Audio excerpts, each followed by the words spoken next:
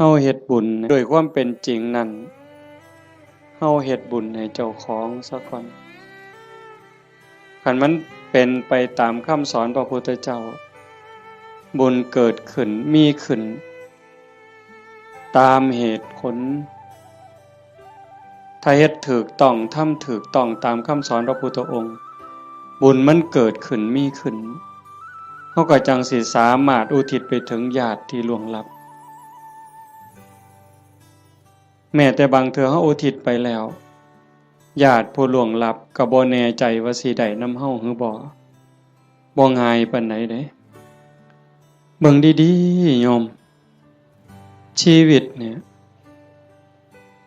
เป็นของอัศจรรย์ชีวิตเป็นของมีค่าแต่ว่าเวลาของชีวิตมันน้อยเฮาอยู่ในโลกนี่สัวคู่สัวยามโลกบ่แม่นของเฮาเด้คันเฮาบ่เข้าใจในคำสอนของพระพุทธเจ้าบ่พิจารณาตามความเป็นจริงเฮาก็สิพากันหลงละเริงหลงในยศในตำแหน่งในฐานะความเป็นอยู่ว่าเจ้าของคักว่าเจ้าของประเสริฐดีกว่าเขาคักกว่าเขาอันนี้คือความบ่ฮู้ดอกคนบ่ได้คิดว่าอยากเป็นแต่ว่ากิเลสตัณหาอวิชชามันตัวเฮาก็เลยหลงไปตามมันในเมื่อวันเวลาผ่านไปคือว่ามาว่างั้นน่ะความแก่ก็เพิ่มขึ้นความเฒ่าเพิ่มขึ้นโรคภัยไข้เจ็บก็ใกล้มื้อใกล้เว้นความตายก็ใกล้เข้ามาเฮามาอาศัยโลกสัวคู่สัวยามบ่แม่นบ่อยู่อันถาวรโลกเป็นหม่องมาเยี่ยมมาพักคันคนมีปัญญาก็สิรู้จักสร้างน้ำทำบุญเก็บเกี่ยวสัมภารธรรมเก็บกรรมบุญกุศลเพื่อนำพาดวงจิตดวงใจเจ้าของให้มันไปดีกว่าเก่าให้มันไปดีไปงามเพราะว่าถ้าตราบใดเฮายังบ่ทันถึงมรรคผลนิพพานการเวียนว่ายตายเกิดมีแน่นอนโยมจงมั่นใจเด้บาปมีจริงบุญมีจริงชาติหน้าชาติก่อนมีจริงนรกก็มีจริงสวรรค์มีจริงเฮ็ดดีก็ย่อมได้รับผลดีจริงเฮ็ดชั่วก็ย่อมได้รับผลชั่วจริงผู้ที่มีสัมมาทิฏฐิเบื้องต้นจังสี่ก็จังสิพยายามบ่ให้วันเวลาชีวิตผ่านไปโดยเปล่าประโยชน์พยายามสิเอากำไรให้มันเป็นชีวิตที่มีกำไรเฮามาเยี่ยมมายามมีวันเวลาที่อาศัยอยู่ในโลกนี้บ่โดนก็ถือเอาประโยชน์ให้ได้หลายที่สุด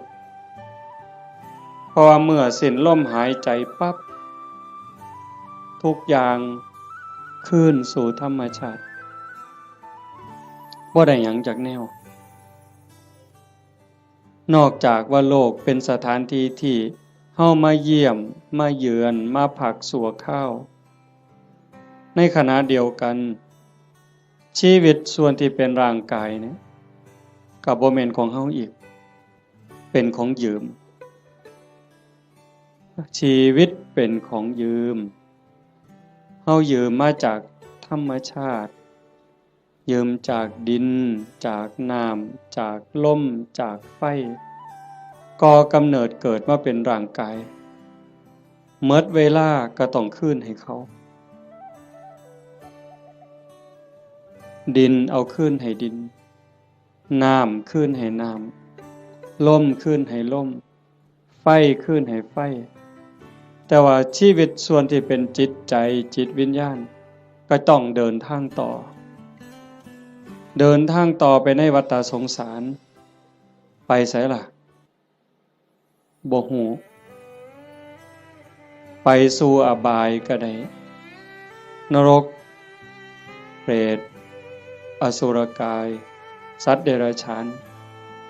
ผู้ที่สร้างบุญไว้บ่พอหรือว่ารักษาจิตไว้บ่ดีก็ย่อมลวงลงสู่อบาย แต่หากผู้ใดตั้งโตอยู่ในความบ่ประมาทคือญาติโยมทั้งหลายนี้เป็นผู้บ่ประมาทในความบ่เฒ่าบ่แก่บ่เจ็บบ่ไข้คิดว่ากูบ่ตายง่ายดอกเฮาบ่คิดบ่ประมาทในความบ่เฒ่าบ่แก่บ่เจ็บบ่ป่วยแล้วก็บ่ประมาทในวันเวลาของชีวิตมันสร้างบุญสร้างกุศลเชื่อว่าบุญกุศลนั่นเป็นที่พึ่งผู้ที่เดินทางสายศีลสายธรรมละบาปบำเพ็ญบุญมันคัดเกลาจิตใจขันมันต้องจากโลกนี้ไปต้องตายลงโอกาสสิไปสู่สุคติไปสู่สวรรค์ไปสู่พรหมมันก็มีสูงแม้นว่าสิกลับมาเกิดเป็นคนอีกถ้ามันบ่ทันถึงพระอริยเจ้าขั้นสูงสุดมันก็ต้องกลับมาในเมื่อดวงจิตดวงวิญญาณมันได้เก็บเกี่ยวเอาบุญกุศลเป็นสมบัติของดวงจิตไว้หลายพอสมควรหลังจากหมดเวลาบนสวรรค์บนพรหมกลับมาเกิดเป็นคนอีกเถื่อเป็นคนงามรูปร่างหน้าตาผิวพรรณฐานะความเป็นอยู่ก็ดีสติปัญญาเฉลียวฉลาดโรคภัยไข้เจ็บหน่อยอายุยืนอันนี้เป็นเรื่องของบุญบุญเป็นผู้จัดสรรเป็นผู้ดลบันดาลเป็นผู้กำกับบุญนั่นจึงเป็นที่เพิงเป็นมิตรสหายในทุกๆสถานทุกการทุกเวลาแต่ว่าบาปนั้นมันตรงกันข้ามเป็นสิ่งตามหลังตามพรานเป็นสิ่งที่ตามเผาล้นก่อให้เกิดความทุกข์ความเดือดร้อนคือผู้บ่ตั้งใจบ่เชื่อ สร้างบาปสร้างกรรมโดยกายวาจาใจความคิดก็บ่ถูกต้องคำเว้าก็บ่ถูกต้องการกระทำก็บ่ถูกต้องเฮ็ดอันใดก็หวังเอารัดเอาเปรียบผู้อื่นในชีวิตเป็นอยู่นี่ก็หาความสุขบ่พอมีความทุกข์อยู่เรื่อยมีความเดือดร้อนอยู่เรื่อยจากโลกนี้ไปก็ล่วงลงสู่อบายนรกเปรตอสุรกายสัตว์เดรัจฉานกลับมาเกิดเป็นคนอีกเถื่อทุกข์ลังเธอพิการตั้งแต่ในท้องตาบอดแน่หูหนวกแต่เกิดจังสิแข้งบ่ล่าขาบ่เกิงมือบ่ครบเป็นแนวใดโยมบ่าพิกลพิการทั้งร่างกายแล้วเกิดในตระกูลที่ยากจนขี้ร้ายพร้อมพิการพร้อมจนพร้อมโรคภัยไข้เจ็บหลายพ่อแต่แนวบ่ดีเดือดร้อนบ่จบบ่สิ้นอันนี้ก็คือบาปเป็นผู้กำกับบาปเป็นผู้แสดงเป็นผู้กำกับการแสดงแล้วก็ส่งผลก่อให้เกิดความทุกข์ความเดือดร้อนผู้บ่ประมาททั้งหลายก็จังพยายามขนขวายในการสร้างบุญ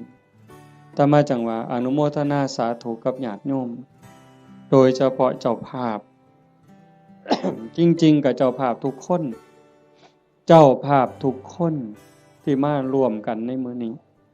เฮาตั้งใจสิเฮ็ดบุญกุศลอุทิศไปถึงโยมพ่อใหญ่ตาโยมแม่ใหญ่พุทธอุทิศแปลว่าให้เฮ็ดบุญหวังสิส่งไปฮอดโยมแม่ใหญ่ตาโยมพ่อใหญ่พุทธบุญรัตน์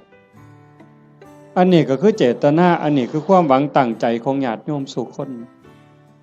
แต่ว่ามันสิเป็นไปดังใจบ่อาตมาเว้าค้างไว้ตั้งแต่ตอนต้นๆลังเถื่อเฮาคิดจังหนึ่งคิดจากได้จังสี่แต่มันก็บ่แม่นคือใจเฮาคิดหมดคันคือใจเฮาคิดหมดเฮาก็คือสิเป็นเศรษฐีกันสู่คนบ่มีผู้ใดอยากทุกข์จากคนบ่มีผู้ใดอยากขี้ร้ายตั้งแต่เลขบ่ทันซื้อก็หวังว่าสิถูกอยู่บ่ต้องเว้าถึงซื้อแล้วเด้นี่อันนั้นคือความหวังถูกเลข3โตวก็บ่เอาสำเร็จผู้ลางคนนี่อยากถูกฮอดรางวัลที่1บุญซื้อลอตเตอรี่ครับแต่มันเป็นคือคิดบ่ล่ะตั้งแต่ของอยู่ในโลกนี่เห็นกันอยู่เว้ากันอยู่มันก็ยังบ่แม่น อันนี้สิเฮ็ดบุญให้ผู้ตายนี่ห้วยไกลแห้งไกลความคิดชาโนดโสนีพราหมณ์นั่นเพิ่นเป็นคนเฮ็ดบุญอยู่บ่อยๆแล้วก็อุทิศบุญหาญาติไปกราบทูลถามพระพุทธเจ้า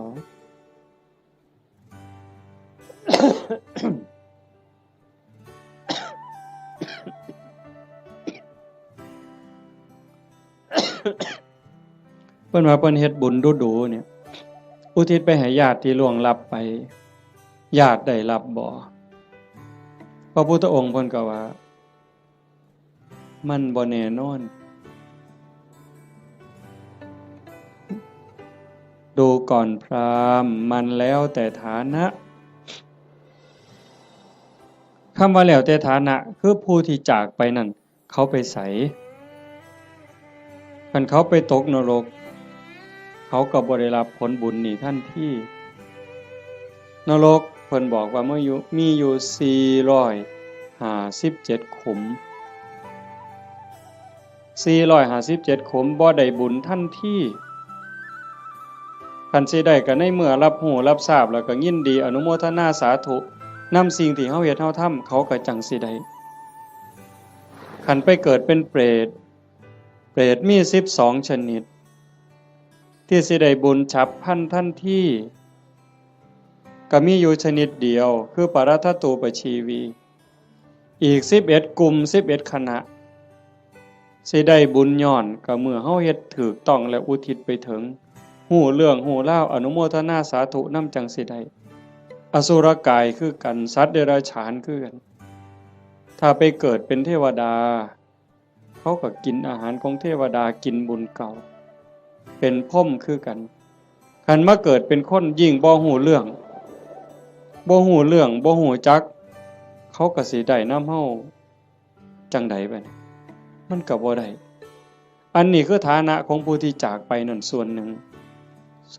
2ผู้เฮ็ดบุญนี่เฮ็ดเป็นบ่เฮ็ดถูกตามคำสอนพระพุทธเจ้าบ่สมมุติว่าญาติเฮาที่ตายจากไปรอคอยส่วนบุญคอยอนุโมทนาเอาบุญนำเฮานี่แต่ว่าผู้เฮาเฮ็ดบุญนี่เฮ็ดเป็นบ่เฮ็ดถูกบ่เฮ็ดแม่นตามคำสอนพระพุทธเจ้าบ่คันบ่ได้เฮ็ดตามคำสอนพระพุทธเจ้าเฮ็ดบุญตามความคิดเฮ็ดบุญตามเขาว่าเฮ็ดบุญตามธรรมเนียมประเพณีมันก็บ่เป็นบุญผู้ทาคาถาเป่าทุกข์ก็ทุกข์อยู่ซ้ำนั้นจังซั่นการเฮ็ดบุญเนี่ยมันจะต้องศึกษาทำความเข้าใจแต่ว่าโยมทั้งหลายโดยเฉพาะผู้เป็นเจ้าภาพโยมแม่ออกสมบูรณ์หลายๆคนเนาะพ่อใหญ่อ่อนแม่ใหญ่สมศรีนางวิภารัตน์นายทวีศักดิ์พ่อใหญ่สังงานางโยมกาญจนาโยมศิริพรโยมกิตติโยมชูชาติโยมสมบูรณ์นายประจวบนางรัตมณีโยมชั่นชัยโยมดวงธิดาโยมพรณภาโยมไกรสอนโยมจันทิราอันนี้ก็ถือว่าเฮาเข้าใจพอสมควรคณะบ่เข้าใจในคำสอนพระพุทธเจ้าบ่ได้ฟังเรื่องบุญบ่ได้ยินเรื่องบุญจนเข้าใจแล้วเฮาก็จะเฮ็ดบุญจังซี่บ่ได้บ่เฮ็ดดอกต้องเฮ็ดอีกอย่างหนึ่งจังซั่นการเฮ็ดบุญมันเป็นการสร้างประโยชน์สูงสุดให้กับชีวิตตนเองในปัจจุบันแล้วก็หวังผลบุญนั่นให้เป็นสิ่งเพิงพาอาศัยได้ในปรโลกเบื้องหน้าเฮาก็จังเฮ็ดในส่วนที่เป็นบุญตามคำสอนพระพุทธเจ้าวางหนึ่งน่ะอาตมามานั่งฟังอยู่ในรถครูบาอาจารย์เพิ่นสิกลับวัดเพิ่นให้พรโยมมีบทหนึ่งตอนท้ายๆปุญญานิปรโลกัสสมิงปฏิฐาโหนติปานินังเพราะเหตุว่าบุญนั้นเป็นที่พึ่งของสัตว์ทั้งหลายในโลกหน้าพร้อมทั้งโลกต่อไปเพิ่นแปลว่าจังซี่ปุญญานิปรโลกัสสมิงปฏิฐาโหนติปานินัง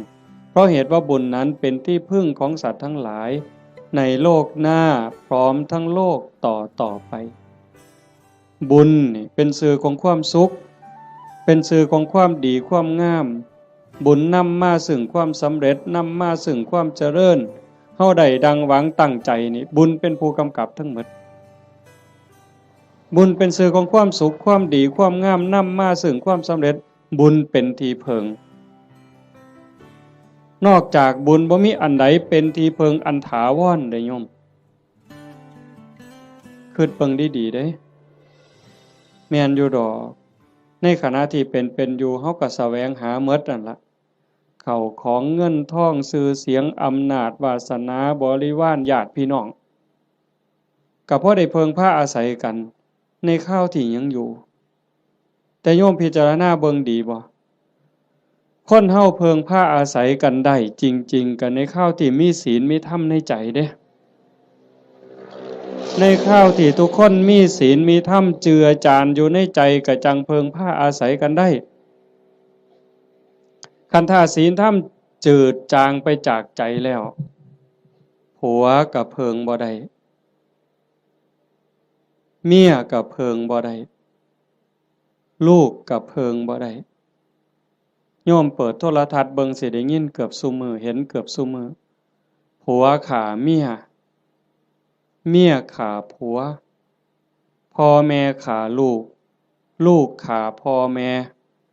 พี่น้องฆ่ากันหมู่ฆ่ากันผู้บางคนมีเงินหลายๆก็คิดว่าสิอยู่เย็นเป็นสุขบ่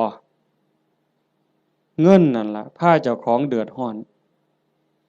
นอกจากสิถือเขามาแย่งมาป่นมาจี้จับไปเรียกค่าไทยบางเทื่อเห็นว่าเจ้าของมีเงินหลายก็ไปข่มคนอื่นสร้างความเดือดร้อนให้ผู้อื่นก็โดนจับปรับไม้ใส่โทษเมื่อดีบ่ดีเขากู้เขายืมค่าปิดปากค่าล้างหนี้ก็มีเห็นบ่ล่ะ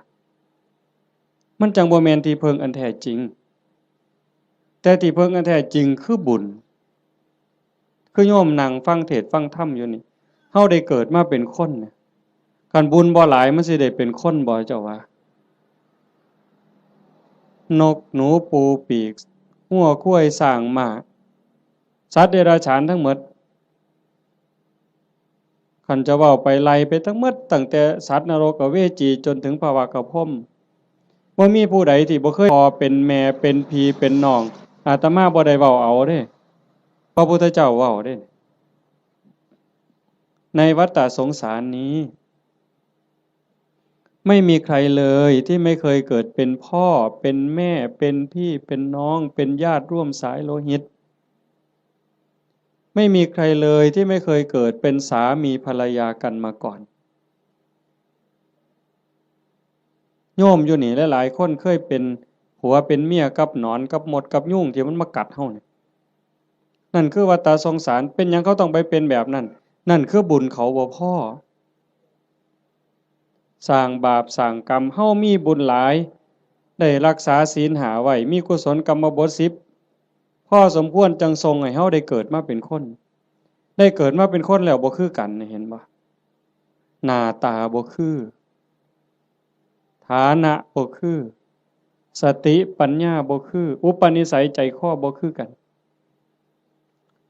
คนเดียวกันนี่โยมเคยสังเกตเบิ่งเจ้าของบ่ลางเทื่อหูสองข้างบ่คือกันเด้แต่ละคนตาสองข้างบ่คือกันเด้สังเกตเบิ่งเด้อหมู่พวกคนเฮาที่รู้จักกันตาสองข้างบ่คือกันลางเทื่อดังเนี่ยปีกจมูกเนี่ยบ่คือกันเด้นิ้วมือนิ้วตีนคนเดียวกันก็บ่คือกันมือข้างซ้ายเป็นจังหนึงข้างขวาเป็นจังหนึงเป็นหยังก็เป็นจังซั่นคันให้พระเจ้ามาออกแบบเอาคันว่าพระเจ้าเป็นผู้สร้างเนี่ยคันพระเจ้าเป็นผู้สร้างอาตมาว่าคนสิคือกันหลายเติบอยู่เด้เราสิขี้คร้านเฮ็ดแบบพิมพ์เนาะก็สิเฮ็ดพิมพ์มาคือรอพระพุทธรูปนี่เทเขามันก็สิคือกันหมดนะแต่มันบ่แม่นจังซั่นคนสิดีสิงามสิเฉลียวฉลาดสิโง่สิเป็นอะไรก็แล้วแต่ก็ขึ้นอยู่กับกรรมแปลว่าการกระท การกระทำของตนเองที่ถึงพร้อมโดยเจตนาบ่ว่าสิกระทำทั้งกายทั้งวาจาทั้งใจถ้าคิดดีทำดีเฮ็ดดีเนี่ยเป็นกรรมดีก็ย่อมได้รับผลดีเฮ็ดบ่ดีทำบ่ดีเป็นกรรมบ่ดีก็ต้องได้รับผลบ่ดีในเมื่อมันเป็นจังซั่นพระพุทธเจ้าเพิ่นจึงบอกว่าบุญนั่นเป็นที่เพิงโยมทั้งหลายก็อยากได้บุญโยมไม่ออกผู้เป็นเจ้าภาพญาติโยมทุกคนมาร่วมฟังเทศน์ฟังธรรมมาร่วมบุญร่วมงานมาเพาะมาโม่นั่นก็คือเฮาอยากได้บุญแต่ว่าการเฮ็ดบุญนั่นเฮ็ดจังไดมันจังสิได้หลายขึ้นกว่าเก่าปู่ย่าตายายเพิ่นบอกว่าเฮ็ดบุญกฐินมันได้บุญหลายโยมก็ตั้งอกตั้งใจอยากเฮ็ดบุญกฐินในชีวิตหนึ่งให้มันได้เป็นเจ้าภาพทอดกฐินมันสิได้บุญหลายอาตมาก็ว่าเป็นไปได้ถ้าเฮ็ดเป็นเด้ถ้าเฮ็ดบ่เป็นมันก็บ่เกิดบุญคำโบราณเพิ่นว่ามีกฐินบูดกฐินเน่ากฐินเศร้าหมองอีหยังเพิ่นว่าจังซั่นแต่คันเฮ็ดเป็นบัดมันก็งดงามเป็นที่เพิงพาอาศัยได้ในชีวิตนี้ในชีวิตหน้าบ่จบบ่สิ้นเพิ่นจังให้เฮาศึกษาทำความเข้าใจเรื่องบุญปุญญะเมวะโสสิกขยะอายตัตถังสุขินทริยังทานันจะสมจาริยันจะเมตตาจิตตัญจะภาวเยเอเตธัมเมภาวยิตตวาตโยสุขังสมุทัยเยอภยาปัจฉังสุขังโลกังบันติโตอุปปัชชติ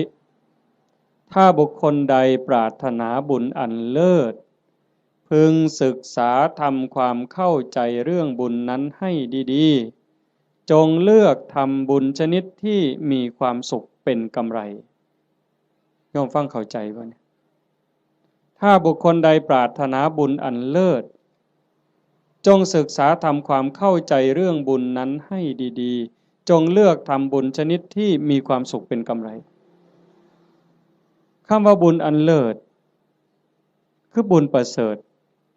ดีงามประเสริฐเลิศเลิศก็แสดงว่าต้องมีสิ่งที่ตรงกันข้ามนั่นคือบุญกระจอกบุญกระจอกบุญบ่พอสิได้ประโยชน์ไปเหย้าก็เอิ้นว่าบุญคือกันอยู่บุญกระจอกเป็นบุญชนิดที่มีความทุกข์เป็นกำไรเป็นบุญนอกคำสอนพระพุทธเจ้าเป็นบุญคิดเอาเป็นบุญตามเขาว่าเอิ้นชื่อว่าบุญคือกันบุญแข่งเหือเห็นบ่เป็นบุญบ่อนใดล่ะหมู่เจ้าว่าบุญบั้งไฟจังสิเอาเป็นบุญบ่อนใดเอา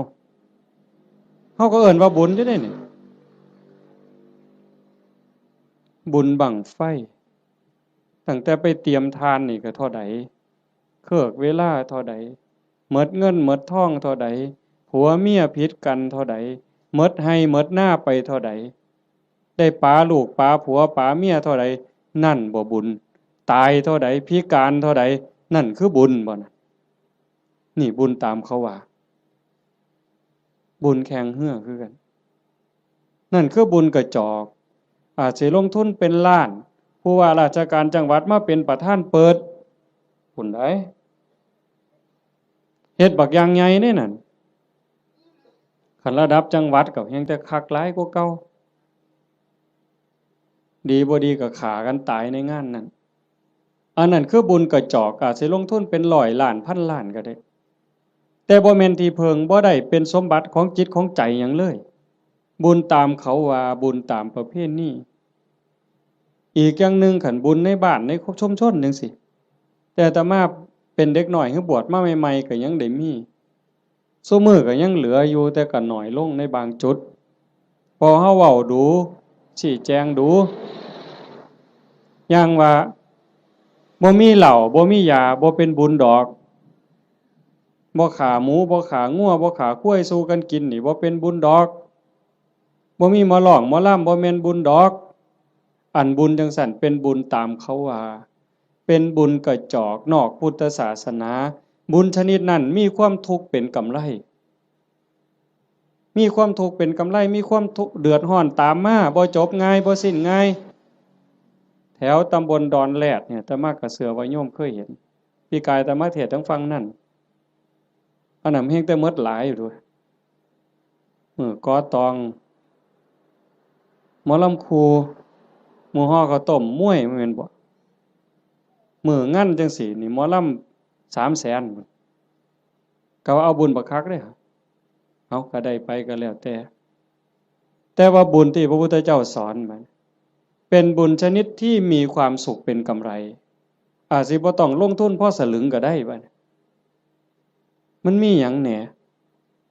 บุญที่พระพุทธเจ้าสอนเป็นบุญในเขตพุทธศาสนาเป็นบุญสงบเย็นแล้วก็มีความสุขเป็นกำไรทานันจะท่านคือการให้การแบ่งการปันโยมให้ออกสมบูรณ์ต้อนรับพี่ในป่าพ่อลุงหน้าบ่าวหน้าสาวลูกเต่าเล่าหลานมาเพาะมะโม่บุญตั้งแต่น้ำเป่าๆน้ำดื่มธรรมดาแก้วหนึ่งต้อนรับกันโยมไม่ออกสมบูรณ์ก็สบายใจเห็นบ่ไหว้กันต้อนรับกันทักทายปราศัยเว้ากันดีๆซ้ำนี่ก็เป็นบุญบุญคือความสุขฟังให้ดีเด้บุญคือความสุขความอิ่มใจความเบิกบานใจ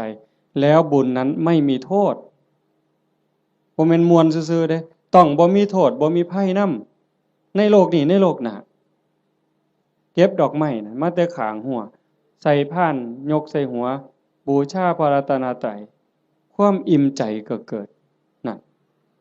บ่ต้องเสียหยังหลายยิ่งคือตอนเพลเฮาได้ถวายเพลยกสำรับกับเขาถวายครูบาอาจารย์ได้ไหว้พระได้รับศีลคันเข้าใจตั้งใจดีๆเกิดความสุขเกิดความอิ่มใจตรงนี้คันญาติพี่น้องเพิ่นอยู่ในฐานะที่สิได้เพิ่นก็ได้คันเฮาเฮ็ดถูกเฮ็ดแม่นนี่เพิ่นต้องได้คันเฮ็ดบ่ถูกบ่แม่นหมด100ล้านพันล้านก็บ่เป็นบุญบ่ได้นำจังว่าทานันจะทานคือการให้การแบ่งการปันตั้งแต่อามิสทานวัตถุทานข้าวน้ำสามปลาโภชนาอาหารปัจจัย4ทั้งหมดที่เฮาถวายกับหมู่สงฆ์ก็แล้วแต่อันนี้มันเกิดความสุขคันยิ่งธรรมทานให้ความรู้ให้ความเข้าใจที่ถูกต้องให้คำแนะนำที่เป็นประโยชน์ในการดำรงชีวิตที่เป็นศีลเป็นธรรมเป็นไปเพื่อความถูกต้องดีงามอันนั้นเป็นธรรมทานอานิสงส์ก็ยิ่งใหญ่กว่าเก่าบัดนี้คันเลยไปฮอดอภัยทานล่ะให้อภัยญาติโยมเคยเป็นอยู่บ่เฮาเครียดให้คนเครียดให้หมู่ก็ตามให้เอื้อยให้อ้ายก็ตามให้พี่ให้น้องก็ตามให้ลูกให้หลานหรือให้ลูกไผลูกเขยเฮาเครียดเฮาขมกักไว้ในใจนี่มันทุกข์มันอุกมันอังแต่คันเฮารู้จักให้อภัยปั๊บอโหสิปั๊บมันก็คือกับบงหนองบงเสียนเคยตำมือตำตีนตำแข้งตำขาก็เอาซ้ำมือนี่ล่ะไปเสียนไม้ไผ่น้ำขอบเตียงขอบหยังมันเตรียมตำมือเข้ามานี่มันก็บ่พอล้มพอตายแต่มันนั่นเดียดเดียดเดียดอยู่เรื่อยบัดเฮาตัดสินใจบงออก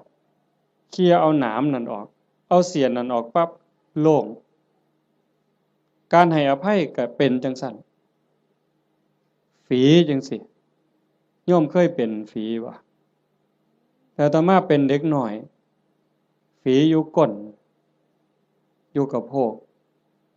โยมไม่ออกเพิ่นกีบักเขียบแหงกับเปลือกบักงิ้วกีจนมันใหม่ดำๆเอามาผสมกับปูนเขี้ยวหมากเอามาแปะมันดูดจูดจูดจูดปวดแต่มันคือยับออกปืดปืดปืดปืดบ่โดนหัวฝีหลุดปกออกมาเศร้าเจ็บเศร้าปวดทันทีนั่นคือท่านเด้นี่อามิสทานก็มีประโยชน์บ่น้อยอานิสงส์บ่น้อยอานิสงส์สิเป็นขันเป็นตอนขันเรามันสิยาวโพดเอาง่ายๆซ้ำพื้นฐานเนี่ยซ้ำสิเอาบุญเนาะโยมเนาะคือเมออกเมคั่วเนี่ยเฮ็ดอยู่เฮ็ดกินคือมาจังซี่ล่ะโจมปลาเขาพระน้ำสู้กันกินแล้วบัดกินแล้วสิเอาถ้วยเอาซ้ำไปล้าง คันแม่ครัวเข้าใจจักน้อยสิเอาบุญเนี่ยเศษอาหารนี่เคลียร์ลงขยะแล้วมีแต่คราบไขมันคราบน้ำแกงเอียงต่างๆที่มันติดอยู่กับถ้วยกับจานแม่ครัวเอาน้ำเทใส่แล้วก็มือลูบในแก้วในถ้วยในจานนั่นแล้วก็คิดในใจก่อนสิเทน้ำลงดินโอ้ยน้ำเศษอาหารรสชาติอาหารติดอยู่กับน้ำนี่เทลงไปในดินให้สัตว์อาศัยในดินมันได้กินเด้อพวกขี้ไก่ดักไก่เดือนไก่มันได้กินกินแล้วไก่มันอยู่ดีมีแห้งสุขกายสุขใจเด้อแล้วเทลงไปปุ๊บซ้ำนั่นพระพุทธเจ้าว่าเป็นบุญที่นับประมาณไม่ได้แค่นี้เด้อโยมเพราะท่านได้เป็นหยังย้อนได้นี่เป็นบุญหลายจนนับประมาณบ่ได้ซ้ำเฮานับบ่ได้แล้วว่าฝนตกเนี่ยมันจักเม็ดแม่น้ำมูลแม่น้ำโขงแม่น้ำเจ้าพระยาคือน้ำในทะเลนี่เฮานับบ่ได้ว่ามันจักซ่อนจักแก้วจักขวดจักลิตรจักแองจักโองเฮาบ่สามารถจะนับได้เพียงแค่เฮาเทน้ำล้างถ้วยล้างจานลงในดินแต่เจตนาให้พวกเชื้อโรคพวกขี้ไก่เดือนให้มันได้กินซ้ำนี่ก็บุญมหาศาลพระพุทธเจ้าเพิ่นก็ยังไล่ขึ้นมาจากสัตว์เดรัจฉานร้อยเทื่อพันเทื่อก็บ่สู้ให้คนขี้เมาคนบ่มีศีลบ่มีธรรมตีหัวหมาด่าแม่คนคันให้พวกนี้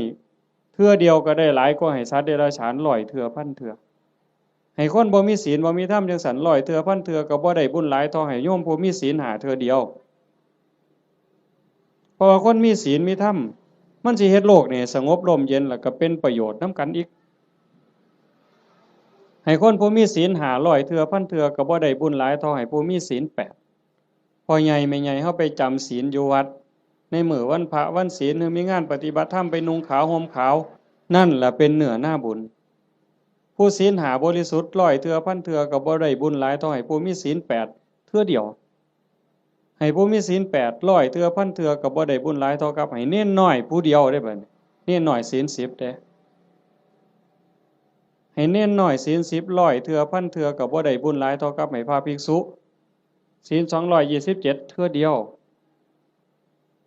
ให้ผู้พระภิกษุเนี่ยศีล227ร้อยเทื่อพันเทื่อก็บ่เกิดบุญหลายเท่ากับให้นักบวชนอกศาสนาที่เขาฝึกฝนอบรมบ่มจิตบ่มใจจนคมราคะความรู้สึกระหว่างเพศขาดสะบั้นลงแล้วไล่ขึ้นมาอีกเป็นเก่าชั้น10ชั้นบนบ่ไล่ดอกจนฮอดพระพุทธเจ้าจนฮอดสงฆ์ที่มีพระพุทธเจ้าเป็นประธานอานิสงส์ก็หลายขึ้นหลายขึ้นให้กับคณะสงฆ์ที่มีพระพุทธเจ้าเป็นประธานร้อยเทื่อพันเทื่อก็บ่ได้บุญหลายเท่ากับสร้างวิหารกันแดดกันฝนกันลมสร้างวิหารร้อยหลังพันหลังก็บ่ได้บุญหลายเท่ากับให้ธรรมะเห็นบ่บัดนี้ตัวนี้บ่เสียหยังแล้วเด้บัดนี้บ่สู้ให้ธรรมะเป็นทานให้ความรู้ให้ความเข้าใจอย่างว่าให้ธรรมะเป็นทานก็ได้บุญได้กุศลมาอยู่ได้บุญได้เกิดความร่ำรวยได้เกิดความงามความดีแต่ว่าบางเทื่อมันก็ยังแบกศาลานั่นกูก็สร้างกุฏินี่ก็สร้างโบสถ์ก็สร้างกฐินก็เฮ็ดซุปีคันบ่มีกูนี่บ่ว่าทีเดียวเลยบัดนี้เป็นจังได๋บัดดีบ่หลวงพ่ออย่าเว้ายากเด้บ่เฮ็ดกฐินให้เด้เป็นจังได๋บัดบ่มาก็ได้เด้วัดนี่นั่นครูพระแล้วนั่นเพิ่นว่าเพิ่นคักซั่นเด้จังต้องมาที่อภัยทานรู้จักให้ธรรมะรู้จักให้อภัยคือจิตทำจิตให้ว่างทำจิตให้เป็นอิสระผลมันก็มีอานิสงส์ต่างกันหลายขึ้นสูงขึ้นอันนี้คือทานเด้อันที่1ทานันจะสมจริยันจะบุญชนิดที่มีความสุขเป็นกำไรสม่ำเสมอควบคุมอากัปกิริยาคำปากคำเว้าให้เป็นไปโดยสงบเสงี่ยมอันนั้นคือศีลสำรวมวาจาใจให้เรียบร้อย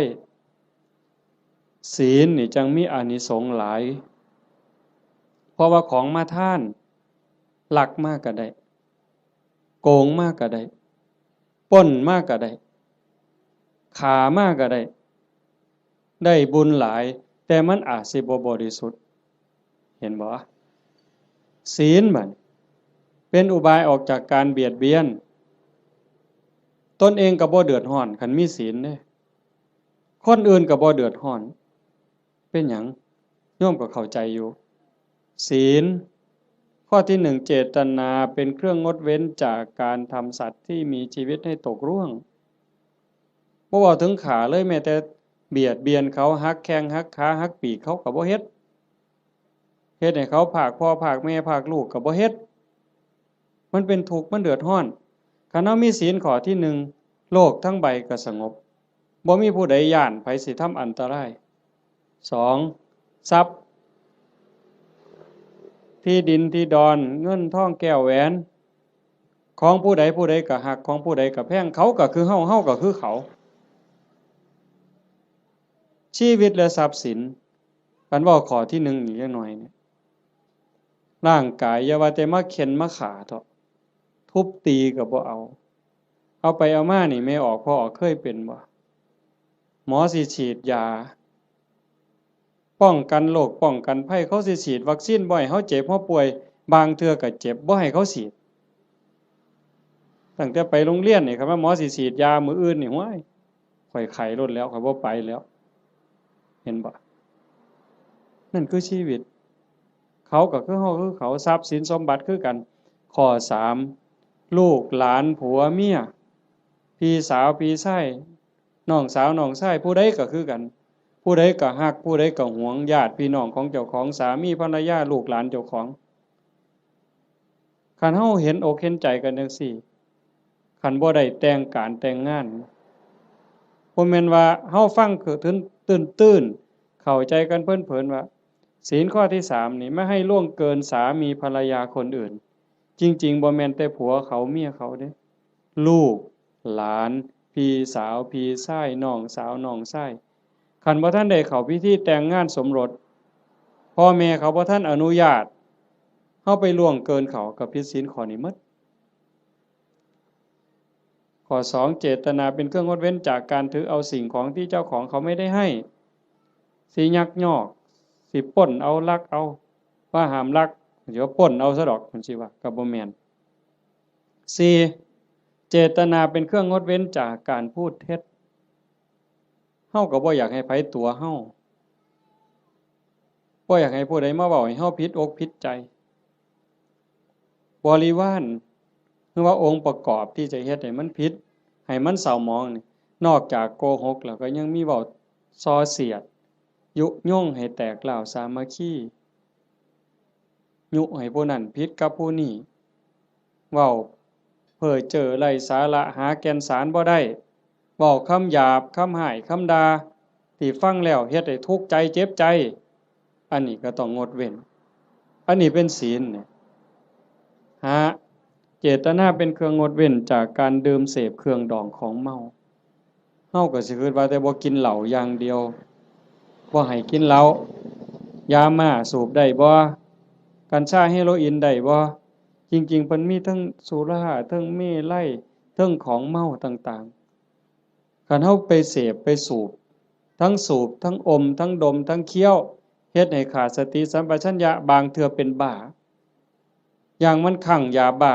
จับแม่เจ้าของปาดคอพ่อเจ้าของปาดคอมันดีบ่นใดบัดคันเฮาเฮ็ดได้จังซี่มันก็เป็นเครื่องคุ้มครองบ่เบียดเบียนตนเองบ่เบียดเบียนผู้อื่นความเดือดร้อนก็บ่ต้องเกิดขึ้นในโลกในสังคม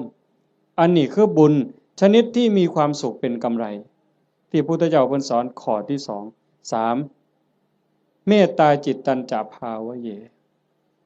สร้างความหักความแพงความเมตตาความหวังดีต่อกันให้มันหลายขึ้นให้มันเจริญขึ้นอย่างเฮาเฮ็ดสมาธิเบิ่งญาติโยมหลายๆคนท่าทางนี่เฮาเป็นคนวัดคนว่าจำศีลภาวนาไปปฏิบัติธรรมนำครูบาอาจารย์บนหันบนนี้สังเกตเบิ่งบ่เวลาเฮาเดินจงกรมด้วยความตั้งใจล้อมสติในอารมณ์ปัจจุบันเวลามานั่งสมาธิก็มีสติที่ลมหายใจเข้าออกคัน10นาทีผ่านไป20นาทีผ่านไปคันฮอด30นาทีแห่งแต่สุดยอด คันเฮามีสติในอารมณ์ปัจจุบันลมหายใจเข้าก็ฮู้ลมหายใจออกก็ฮู้ลมสั้นก็ฮู้ลมยาวก็ฮู้ใจโยมสินิ่งใจนิ่งใจสบายกายเบาจิตเบาความรู้สึกที่เป็นสุขมันจะเกิดขึ้นสมองก็ปลอดโปร่งเบากายเบาใจความคิดอันดีอันงามเกิดขึ้นมาคันมันหลายไปกว่านั้นอีกสงสารคนรู้โตนคนบ่เว้าแต่ว่าคนที่ฮักกันแพงกันเด้แม้แต่คนเป็นครูกรรมครูเวรด่าเฮารังแกเฮาเบียดเบียนข่มเหงเฮาก็สิมีความเมตตาให้เขารู้โตนเขาอีกต่างหากเขาเบียดเบียนข่มเหงฆ่าตีเฮานี่สิเอาโทษเอาเรื่องผู้อื่นสิเอาโทษยุให้เอาโทษจับเข้าคุกเข้าตารางปรับไหมใส่โทษเฮาผู้ถูกตีถูกฆ่าหัวล้างข้างแตกแขนหักขาหักบางเทื่อโอ้ยบ่ว่าหยังดอกรู้โตนมันให้อภัยมันซะเห็นบ่คันคนในโลกมีจิตสภาพนี้ล่ะโยมว่ามีใจเป็นจังซี่ล่ะที่โอบอ้อมไปด้วยศีลด้วยธรรมจิตที่ถูกห่อหุ้มด้วยศีลด้วยธรรมด้วยความเมตตาต่อกันโลกมันสิเป็นจังไดโยมว่าที่มันวุ่นวายอยู่จังซี่ย้อนคนขาดศีลขาดธรรมบ่ใส่ใจต่อศีลต่อธรรมก็เลยมีแต่ความเห็นแก่เนื้อแก่ตัวเอาเปรียบแม้กระทั่งเมียเจ้าของบ่ต้องเว้าผู้อื่นเด้เอาเปรียบเมียเจ้าของเอาเปรียบผัวเจ้าของลูกเต้าเอาเปรียบพ่อแม่แน่นอนเลยเลี้ยงมาพาใหญ่ตั้งแต่พูนอุ้มผ้าค่าท้องยากปานใดไม่ออกหูดีบ่ต้องจักถามดอกว่าพ่อแม่สิฮักเฮาส่ำใดห่วงใยเฮาส่ำใดโยมถามเจ้าของฮักลูกแต่มื้อใดยายถามจักหน่อยนี่โยมฮักลูกแต่มื้อใดเกิดไสเกิดจากท้องหรือเกิดในท้องบ่ยายว่าเกิดออกจากท้องมาฮักเลยแต่อาตมาเห็นว่าผู้บางคนนี่ส่วนหลายฮักตั้งแต่ว่าลูกมีในท้องพุ่นว่าตั้งท้องแล้วฮักเลยลุกก็ระวังย่างก็ระวังกินก็ระวังนอนก็ระวังสิกินอันใดลงไปคันถ้าแม่นเจ้าของมักปานใดเคยกินเคยแซ่บแต่คันว่ามันสิเฮ็ดให้ลูกแสบลูกร้อนหยุดนั่นคือความฮักเด้ฮักตั้งแต่ว่าลูกอยู่ในท้อง9 เดือน10 เดือนคลอดมาก็เกือบล้มเกือบตายเชื่อว่าทุกคนนี่มือออกลูกนี่บ่มีผู้ใดม่วนปานใดดอกเทิงห้องเทิงไห้จมให้ผัวซ้ำผู้บางคนเครียดให้ลูกบ่สร้างลูกบ่ว่าฮักตั้งแต่คาท้องบ่ฮู้ซ้ำว่าลูกในท้องนี่มันสิเป็นผู้หญิงหรือเป็นผู้ชายสิพิการบ่สมบูรณ์บ่สิขี้ร้ายหรือสิงามสิเกิดมาทำร้ายเจ้าของบ่สิเป็นคนดีหรือเป็นคนชั่วบ่เกี่ยวกันบ่สนใจเลยฮักอย่างเดียวบัดลูกเกิดมาแล้วเลี้ยงมาลำบากปานใดหมดข้าวจักเหล้าตัวสิใหญ่แต่ละคนหมดเสื้อผ้าจักผืนหมดเงินจักแสนแต่งการแต่งงานให้แล้วบ่เฮ็ดเฮือนเฮ็ดซ่านให้อีกแล้วบ่มีทางออกลูกมาก็มาให้แม่เลี้ยงพ่อเลี้ยงคือเก่าพูดไปหาซื้อขนมกินอยู่กรุงเทพเอาหลานมาให้ยายเลี้ยงแทนที่สิได้ลงวัดลงว่าจังหันจังเพี้ยนบ่ฆ่าหลานยายบางคนก็พะโล้เด้เอาแต่หลานมาอ้างยากแทนที่สิได้เข้าวัดเข้าว่าเตรียมตัวตายเอาบุญให้หลายๆบ่เอาหลานมาอ้างขี้คร้านไปวัดเงินเดือน500ก็ซื้อขนมจนเกลี้ยงบ่ได้ว่าเลี้ยงหลานใหญ่แล้วก็สิไข่ดอกเพิ่นหลานใหญ่มันละออกเลนมาอีกตายเจ้าเสร็จอีกคือเก่าไปบ่รอดเพิ่นว่าเฮ็ดจังได๋บัดนี้สิมาวัดตอนมาอยู่ข้างกำแพงบ่เมื่อเลยมาเทื่อเดียวอยู่เลยเด้อบัดนี้บ่แม่นแนวซั่นบ่เห็นบ่คั คันเฮาได้พิจารณาอีหลีอีหลอนี่จากทานมาสู่ศีลมาสู่ภาวนาความเมตตาหวังดีต่อกันมันสิเกิดจริงๆการสร้างบุญการเฮ็ดบุญมันมีรายละเอียดหลายโยมตั้งแต่การให้ทานซื่อๆเนี่ยทานอย่างเดียวนี่น้ำขวดเดียวข้าวปั้นเดียวผักเส้นเดียวก็ตามบุญต่างกันอยู่ที่เจตนาคันให้ด้วยความศรัทธาเชื่อในคำสอนของพระพุทธเจ้าบาปมีบุญมีชาติหน้าชาติก่อนมีเชื่อมั่นใจจังซั่นเนี่ยเวลาผลบุญมันออกมาก็ออกผลเฮาสิเป็นคนรวยพร้อมงามพร้อมปัจจุบันก็จิตใจร่ำรวยบุญกิริยามารยาทก็งดงามงามภายนอกงามภายในงามภายในทรงไปสู่ภายนอกเกิดชาติใหม่พบใหม่งามพร้อมรวยพร้อมนี่ค่ะในท่านโดยศรัทธาแปลว่าเชื่อใจหมั่นใจไว้ใจว่างใจ2ให้ท่านด้วยความเคารพในวัตถุท่านเคารพในผู้รับท่านอาตมาเว้าข้างไปตอนต้นมันแล้วแต่ฐานะที่ชาโนโสนิพามถามพระพุทธเจ้ามันแล้วแต่ฐานะมันมีหลายระบบอีกหลายเหลี่ยมอีกผู้รับท่านน่ะมีศีลมีธรรมบ่อย่างคือทอดกฐินนี่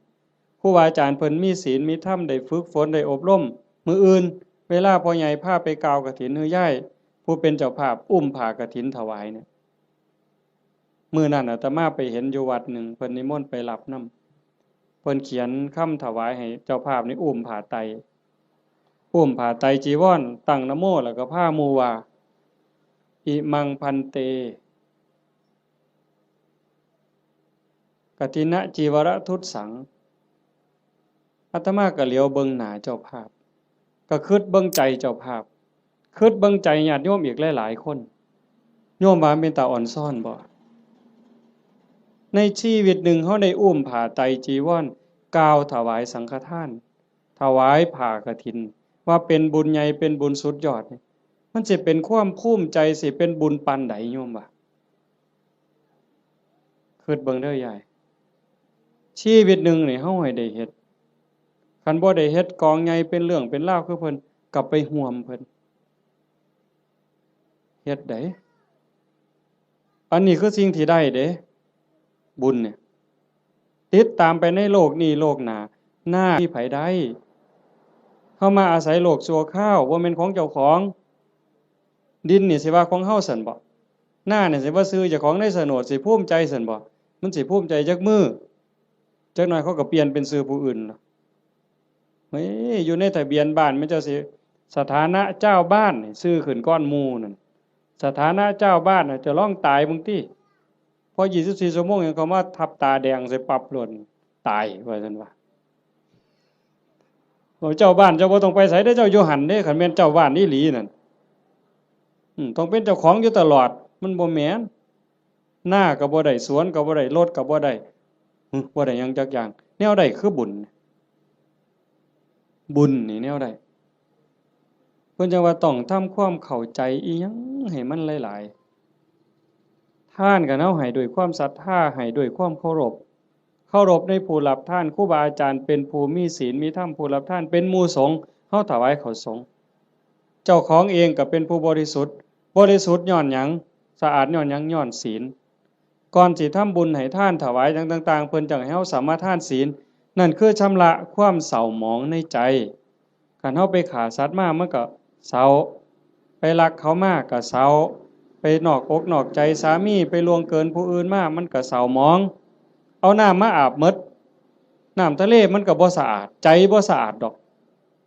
ไปตั๋วเข้ามาไปดื่มเสพเครื่องดองของเมามาสิใช้ผงซักฟอกอันใดสบู่อันใดล้างออกมันก็บ่สะอาดแต่คันสมาทานศีลปั๊บ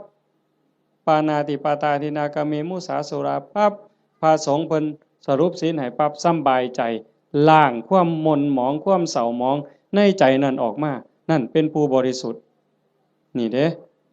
มันสิเกิดพละอานิสงส์หลายๆมันแล้วแต่ฐานะสิเกิดบุญจังได๋นี่1ผู้ให้บริสุทธิ์2วัตถุที่มาทำบุญก็บริสุทธิ์3ผู้รับก็บริสุทธิ์ผ้ากฐินมาทอดกฐินนี่ มันสิบริสุทธิ์บ่เป็นกฐินเน่ากฐินบูดกฐินเศร้าหมองบ่ผ้านั่นบ่ได้ลักไผมาบ่ได้ยืมไผมาเป็นของที่เกิดด้วยหยาดเหงื่อแรงงานด้วยความบริสุทธิ์ผ้าเก่าก็ได้ยายผ้าเก่าก็ได้กางเก่ากางใหม่ก็ได้ผ้าใหม่ก็ได้ผ้าบางสุกุลก็ได้ไปเก็บมาแต่กองขยะพุ่นก็เป็นกฐินได้ไปเก็บมาจากกองขยะสีกได้เธอค่ะท่อนละซ้ำฝ่ามือทำศอกซ้ำแขนมาหยิบต่อกันเฮ็ดผ้าสบงได้ผืนหนึ่งเก่าๆก็ได้แต่ว่าเป็นกรรมสิทธิ์โดยชอบธรรมโดยความถูกธรรมนั่นคือวัตถุท่านที่บริสุทธิ์บุญกุศลมหาศาลแล้วก็ประกอบกับเจตนาอีกก่อนให้นี่มีศรัทธาบ่ตั้งใจไว้ดีบ่คันมีความศรัทธามีความเหลื่อมใสของนั้นแม้นมันสิน้อยสิราคาหลายปานใดพักเครื่องเส้นแต่ก่อนให้มีความศรัทธามีความตั้งใจสักกจังทานังเทติให้ท่านด้วยความเคารพด้วยความศรัทธาเนี่ยของนั้นมันสิมีค่ามีราคาหน่อยเฮาตั้งอกตั้งใจถวายพระพุทธเจ้าว่าบุญบ่น้อยของได้มาด้วยความชอบธรรมได้มาแล้วโดยธรรมเป็นของบริสุทธิ์ก่อนให้ก็มีศรัทธามีความเหลื่อมใสในขณะที่ยิบยื่นให้ทรงให้ยกประเคนก็ภูมิใจดีใจให้ไปแล้วหลังให้ก็มีความปีติยินดีคิดพ่อย่ามใดก็สุขใจอิ่มใจภูมิใจจนน้ำตาลังน้ำตาไหลบุญจะเกิดอันนี้คือฐานะที่เฮ็ดให้บุญมันมีพลัง3ให้ท่านตามการกฐินนี่ก็ประยุกต์เข้ามาในหันเพราะว่าวัดหนึ่งรับได้เทื่อเดียวในรอบปีเดือนเดียวเท่านั้นคันมือร้อยกระทงไปแล้วสิมีเงินแบ่งพันนี่เต็มปะล่ำนี่ก็ทอดกฐินบ่ได้หมดโอกาสเห็นบ่มันถือการถือเวลาคันผู้ใดให้ท่านตามการตามเวลาเพิ่นบอกว่าเมื่อบุญมันออกหมากออกผลเต็มที่แล้วตกทุกข์ได้ยากลำบากลำบนบ่อนใดอยู่ไสก็ตามสิมีคนซอยเหลือแม่นเว้ากันบ่ฮู้เรื่องก็สิมีคนซอยคันบ่มีผู้ซอยอยู่บ่อยู่ก็ถูกเลขบ่อยากถูกก็ถูกเฮาสิได้ยินอยู่เรื่อยพวกถูกลอตเตอรี่ถูกแจ็คพอตบางเทื่อก็แม่ค้าขายผักบางเทื่อก็3ล้อบางเทื่อก็คนกวาดถนนพวกเรานี่บ่ได้ซื้อประจำดอกกวาดถนนไปเข็นผักไปรู้ตนเห็นคนตาบอดเห็นคนพิการที่มาขายลอตเตอรี่เฮามีใจรู้ตนนี่คนทุกข์นี่จะรู้ตนกันบางเทื่อก็บ่อยากได้บ่อยากซื้อแต่ว่าเพราะอยากอุดหนุนเขาหยิบให้แน่บ่เบิ่งฮอดตัวเลขซื้อมาแล้วก็ใส่กระเป๋าไว้บ่หัวซ่าเลขออกไว้แล้ว2 มื้อ3 มื้อจังมาคิดพ้อตรวจเบิ่งก่อนหน้านั่งว่างๆตรวจเบิ่งถูกซ้ำนี่เป็นผลบุญจากการให้ท่านตามการตามสมัยคือกฐินจังซี่อันนึงคนตกรถตกเรือบ่มีค่ารถจังซี่ลูกกำพร้าคนด้อยโอกาสจังซี่คนถูกไฟไหม้บ้านน้ำท่วมหน้าหนาวบ่มีเสื้อผ้าห่มเฮาซอยเหลือในข้าวที่คนอื่นเดือดร้อนนี่มันเป็นการละท่านผลบุญเกิดเฮาสิได้มีคนซอยเหลือท่านการท่านเวลาการให้ท่านโดยจิตโดยความเคารพที่ว่ามาวังหันข้อที่2ขามมานิดนึงเคารพในผู้รับทานเคารพในวัตถุทานผลบุญเกิดสิได้ลูกดีผัวดีเมียดีข้าทาสบริวารสิเป็นคนซื่อสัตย์ไว้ใจได้วางใจได้มีอานิสงส์หมดเด้4กฐินนี่ก็เข้ามาในนี่อีกทานด้วยจิตหวังอนุเคราะห์ตามธรรมดางานกฐินมันสิเป็นเรื่องของพระเรื่องกฐินเป็นเรื่องของพระบ่เกี่ยวกับโยมออกพรรษามามื้อวันแฮม1ค่ำเดือน11จนฮอดวันเพ็ญเดือน12ระยะเวลา1เดือนนี่ภาษาธรรมเพิ่นสิเอิ้นว่าจีวรการเวลาแห่งการแสวงหาผ้าออกพรรษาปั๊บเพิ่นก็สิแยกย้ายกันไปเพราะว่าผ้าสมัยเก่ามันบ่ได้ดีคือซุมื้อผ้ามันเปื่อยเป็นฝ่ายอีโป้แม่นบ่พ่อใหญ่อาตมาก็ได้ใช้อยู่ย้อนหลังไป40กว่าปีหั่นฝ่ายตำเอาเองมันบ่ได้เหนียวบ่ได้หมั่นปานนี้ มายิ่งสมัยก่อน 2,600 กว่าปีโยมว่ามันสิปานไหนไปเก็บมาจากกองขยะผ้าห่อศพจังสิผ้าเปื้อนประจำเดือนไม่ออกก็ไปถิ่มจังสิผ้าไปฉีกก็มาต้มน้ำเลือดน้ำเหลืองออกซักน้ำออกมาเย็บเป็นผืนแต่บัดมื้อนี้ย่ายผู้เป็นเจ้าภาพพร้อมลูกพร้อมหลานเขียนหนังสือว่าสั่นก็ถือพานดอกไม้ไปกราบหลวงพ่อเจ้าอาวาสหลวงปู่หลวงตาครูบาอาจารย์บ่ต้องลำบากเด้อบ่ต้องกังวลเด้อเรื่องกฐินปีนี้ข้าน้อยสิพาลูกพาหลานพาพี่พาน้องเฮ็ดถวายดอกเด้อให้ครูบาอาจารย์สบายใจได้ศึกษาธรรมะปฏิบัติธรรมะมาบอกมาสอนพวกผู้ค้านี่คือการให้ท่านด้วยจิตหวังอนุเคราะห์นั่งเมื่อให้ท่านด้วยจิตหวังอนุเคราะห์จังสี่ผลบุญมันเกิดในเมื่อผลบุญเกิดขึ้นมาปั๊บเพิ่นบอกว่าเฮาสิได้ใส่ได้สอยแต่สิ่งดีสิ่งงามของเหลือเลือกเขาก็เป็นของดีเขาเลือกไปหมดแล้วเหลือไว้อันเดียวเฮาเอามาใส่ก็สิเป็นของดีมีคุณภาพมีความคงทนอันนี้บุญได้เป็นผู้เอาให้บ่มีพระเจ้าทั้งใดโดนบันดาลบ่มีพระพรหมทั้งใดลิขิตแต่ว่าผลบุญผลกรรมของแต่ละคนที่ตนเองสร้างตนเองเฮ็ดมันสิส่งผลเองนี่ให้ท่านโดยจิตหวังอนุเคราะห์กฐินก็ในหันจังว่ามันเป็นบุญหลายให้ท่านโดยการบ่เบียดเบียนตนเองบ่เบียดเบียนผู้อื่นก็คือในงานนี่บ่เห็นเหล้าเฮาบ่เบียดเบียนเขาโดยเอาเหล้ามาเกลือเขามันดีซั่นบ่คันด้วยความเข้าใจด้วยความมักก็สิว่ามันดีแต่เว้าด้วยความเป็นจริงโยมก็คิดเบิ่งบัดคันว่ามันดีเลี้ยงเหล้ามันดีนี่ลูกเฮาน้อยๆเอาเหล้ากอกมันเบิ่งสมมุติไปเล่นในบ้านผู้เฒ่าจับเอาเหล้ากอกหลานเฮานี่ยายสิว่าจังได๋ยามผัวเมาเหล้านี่สำบายใจบ่ไปนั่งกินอยู่นั่นก็เคิกเวลาเฮ็ดหน้าแล้วอันนั้นบ่ทันเมาได้แต่นั่งกินอยู่นั่นก็บ่แห้งแล้วเธอเมาล้มป่องงองนอนคาบหญ้าหมาเลียปากอยู่หั่นบัดลูกก็อยากอายคนเมียก็อยากอายคนเคิกเวียกไปอีกเป็นมื้อดีบ่ดีทะเลาะวิวาทตีกันหัวล้างข้างแตกขึ้นโรงขึ้นศาลอีกหวยแขนหักขาขาดพิกลพิการลูกกำพร้าเต็มบ้านเต็มเมืองนี่ย้อนเหล้ายังสิว่าดีอยู่อำเภอรัตนะนี่บ่ปานใดดอกเนาะไก่สุรินทร์จักหน่อยคนสุรินทร์ไม่กินสุรายังว่าหมาสุรินทร์เสยอยู่เว้ยแต่ว่าสมือมันเปลี่ยนแล้วเนาะไปอยู่ศรีสะเกษแทนแล้วบัดนี้อันนั้นก็บ่ยอมแพ้คือกันในทั้งนั้นก็ได้แต่ว่าเฮานี่มันพัฒนามาแล้วโยมเห็นบ่มันบ่ดีเฮาก็จังทำบุญโดยการบ่เบียดเบียน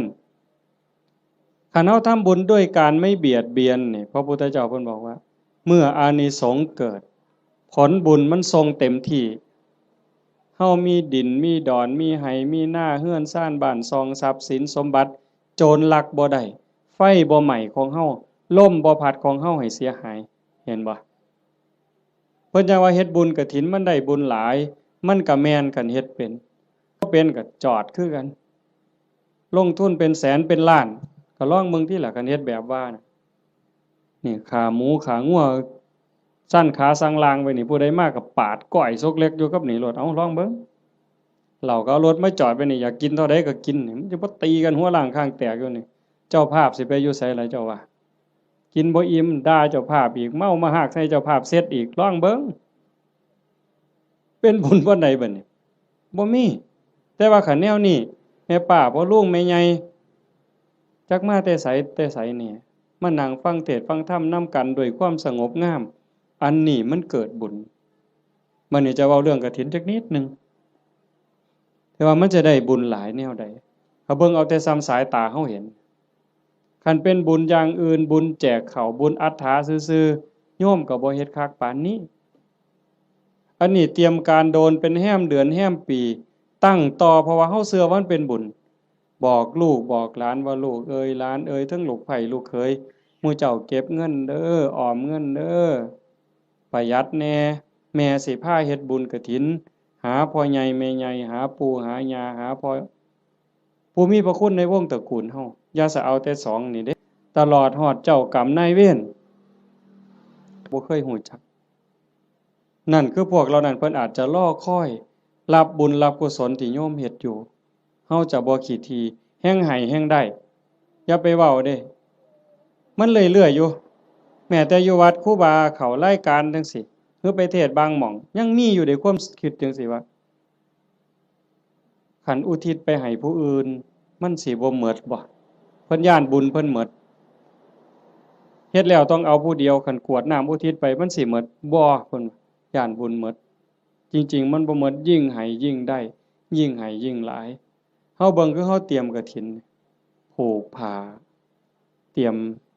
อาสงฆ์เฮ็ดฝาเฮ็ดผ้าข้างหลังเฮ็ดสายลุงหาบักกล้วยบักอ้อยบักพร้าวตั้งอีหยังขึ้นมาไม่กวดหามากกกล้วยกกอ้อยหามากองกฐินนี่มันยิ่งใหญ่ความตั้งอกตั้งใจจังซี่มันก็ก่อให้เกิดบุญพอเฮาเฮ็ดด้วยศรัทธาเฮ็ดด้วยความเคารพเฮ็ดด้วยความตั้งใจนี่อานิสงส์มันหลายแล้วก็อีกอย่างหนึ่งหลังจากเฮานอกจากเฮาจะเฮ็ดด้วยความตั้งอกตั้งใจด้วยความศรัทธาแล้วประโยชน์มันเกิดกับพระพอประโยชน์เกิดกับพระที่เอิ้นว่าอานิสงส์เกิดกับพระแล้วมันก็ยังย้อนมาใส่โยมแม้แต่เฮาบ่เฮ็ดจังซี่อ่า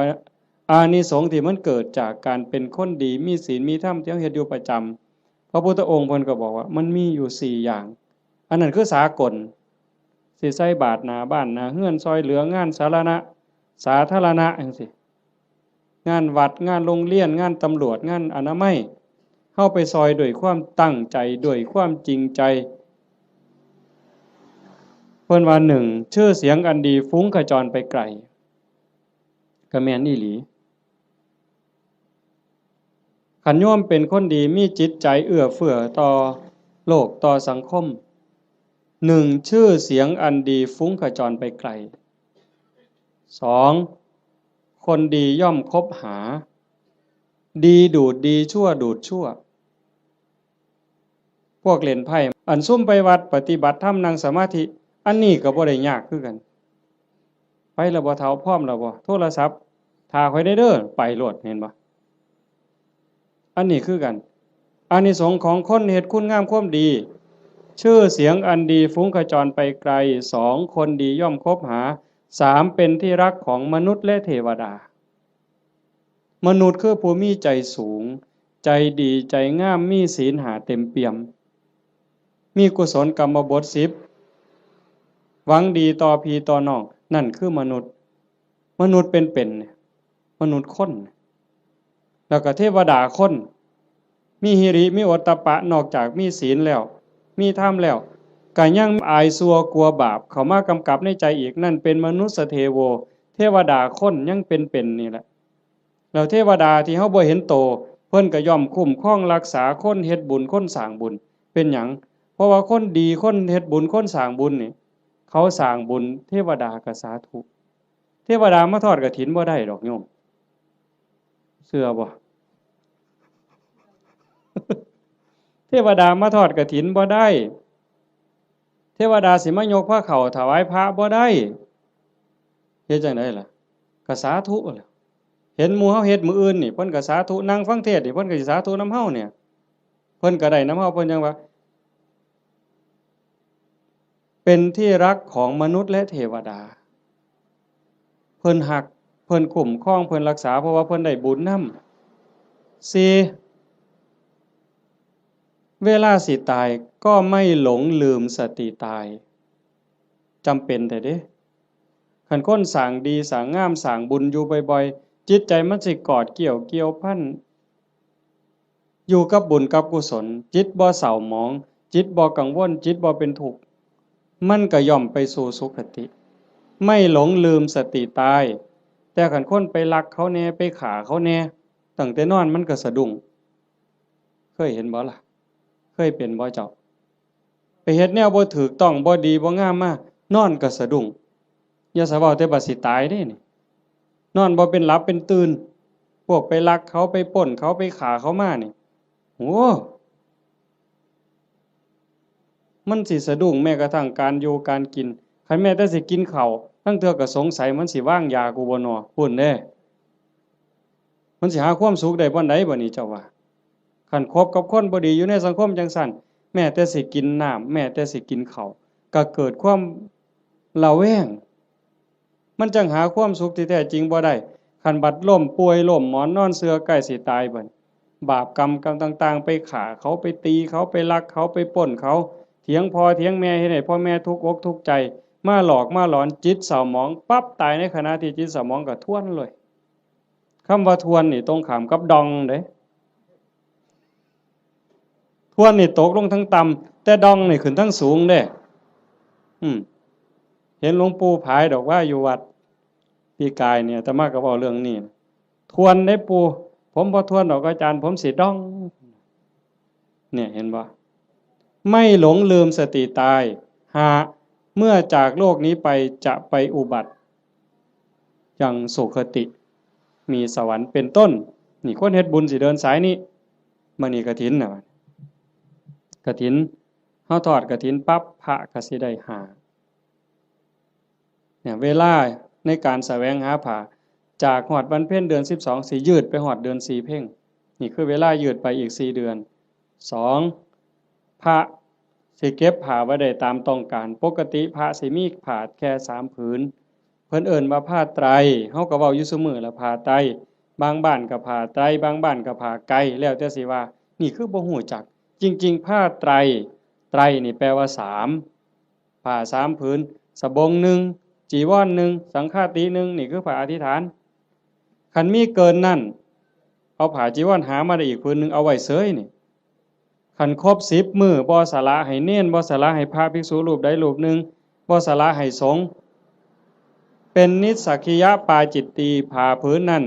ใส่บ่ได้ไปแตะไปต้องไปสู้นไปใส่บาปทุกเที่ยวเป็นบาปเป็นโทษเป็นอาบัติเมื่อโยมทอดกฐินแล้วอย่าว่าแต่4ผืนเลยเอาไว้เต็มเฮือนนี่ก็บ่เป็นหยังเอาไว้เต็มเดินวัดก็บ่ผิดนี่คืออานิสงส์ที่พระได้เก็บผ้าไว้ได้ตามต้องการ3เมื่อจากอาวาสสิไปไสก็ตามไม่จำเป็นต้องเอาผ้าไปครบสำรับบางหันว่ามีเกิน3บ่ได้มื้อนี้ขาด3บ่ได้บัดนี้ข้อที่3เพิ่นเอิ้นว่าปราศจากจีวรสมมุติว่ามันบ่ทันได้ออกพรรษาบ่ทันได้รับอานิสงส์พรรษาอานิสงส์กฐินอาตมาอยู่วัดเคยมันเป็นวัดป่าเนาะกุฏิอยู่ไกลๆจังซี่ยามมื้อแลงนุ่งผ้าสบงสงน้ำมาตากไว้อยู่กุฏิบัดยามมื้อเช้ามาทำวัดอยู่ศาลามาอยู่พี่อยู่ศาลาจนแจ้งผ้าสบงผืนนั้นไปใส่อีกบ่ได้มันเป็นผ้าขาดราตรีเพิ่นเอิ้นว่าเป็นนิสสักขิยปาจิตตีผ้าสบงผืนนั้นต้องสละให้สามเณรต้องสละให้พระรูปหนึ่งหรือสละให้สงฆ์คันบ่สละไปแตะไปใส่ไปจับไปต้องขึ้นมาปั๊บต้องนิสสักขิยปาจิตตีเป็นบาปทุกเที่ยวโยมแต่ในเมื่อโยมทอดกฐินแล้วปั๊บได้รับอานิสงส์อย่าสว่าแต่อยู่ในวัดเอาผ้าอานิสงส์ที่โยมทอดกฐินมันคุ้มครอง4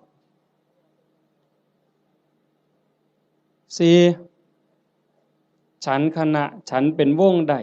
ฉันปรัมประฉันดูได้ที่จริงพระพุทธเจ้าเพิ่นขอร้องให้พระนี่ฉันในบาตรมันบ่ยากกับผู้อื่นแล้วก็ฉันเทื่อเดียวเฮาบ่ได้ทำให้ทำหน้าบ่ได้ไปแบกไม้ไงต่อหากินเองบ่ได้กินดูหลายโยมเขายากเมืองสิซะ ออกซื้ออาหารบ่ได้จังซี่แต่เมื่อโยมทอดกฐินแล้วปั๊บก็สามารถฉันเป็นกลุ่มเป็นวงได้เพราะว่าเฮ็ดผ้ามันอาจสิบ่แล้วง่ายในเวลาจังซี่จักหน่อยก็แล่นไปจูไฟเพราะมันบ่มีสีสำเร็จเด้ฟักบักมี่หาฟืนมาไว้พ่อใหญ่สิเคยเห็นแต่ก่อนแม่นบ่ย้อมเปลือกไม้ย้อมหากไม้ย้อมแก่นไม้เขี่ยวไว้จังซี่กำลังฉันอยู่ไฟอ่อนไฟสิมอดก็ออกไปจูไฟมาฉันอีกก็ได้จังซั่นน่ะเพิ่นว่าสิฉันจักเทื่อก็ได้แต่ว่าอย่าเกินเที่ยงคันพอทอดกฐินแล้วก็เป็นแบบนั้นบ่เป็นโทษข้อที่5บัดที่พระได้ลาภสักการะที่เกิดขึ้นคือของเขากองกฐินไปถวายมื้ออื่นเป็นของพวกเธอที่จำพรรษาในอาวาสนั้นพระในวัดบ้านเฮานี่วัดอีหยังบ้านวัดค่ำศรีบ่วัดค่ำศรีบ้านบึง